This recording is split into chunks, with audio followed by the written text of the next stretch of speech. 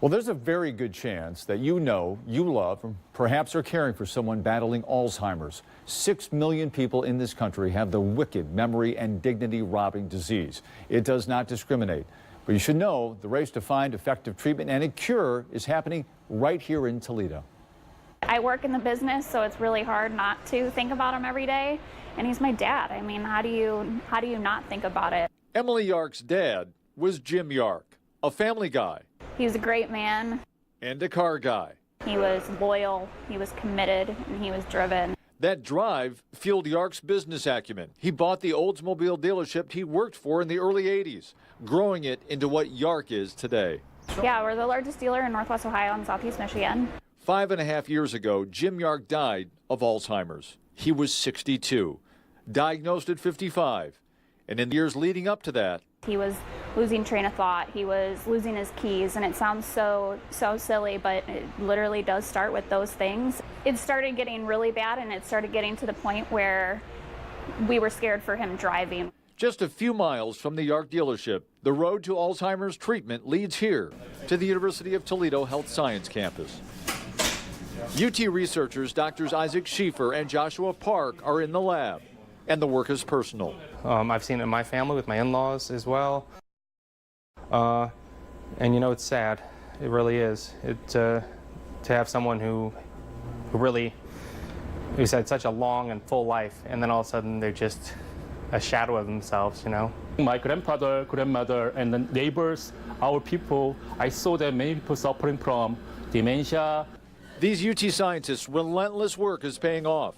Dr. Schieffer's lab focuses on discovery and development of drugs that treat brain disorders, with a special emphasis on Alzheimer's. We got some really cool science happening here at UT and some stuff that's really pushing boundaries. Dr. Schieffer's investigating the potential for a new molecule that's improved memory in lab mice, bred with Alzheimer's. We'll know by 2025 if what we're doing right now will get us there. Dr. Park focuses on something different, a chemical, a byproduct of a food additive used in cake frosting. We found one of these food additives actually improve memory in Alzheimer mouse, and then that was shocking. What made you think cake icing could hold the key to one day being a treatment for Alzheimer's? There are like thousands of different molecules out there. None of them really safe.